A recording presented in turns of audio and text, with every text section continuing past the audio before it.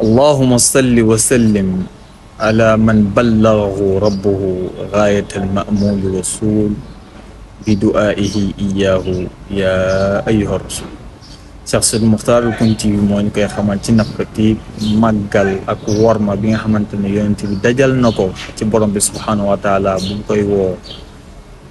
du jaar ci turam di ko wax yaa Muhammad te kenn ku dul moom ci mbokk yonente ni ba borom bi subhanahu wa taala di la woo ci alquran sa tur lay jaar. gis nañ yaa Muusa lan nu'mina laka, gis nañ yaa Muusa lan nasbira ala taamin, gis nañ yaa Daawuda inna ja'alnaaka xalifatan, gis nañ yaa Nuux innahu laysa min ahlik,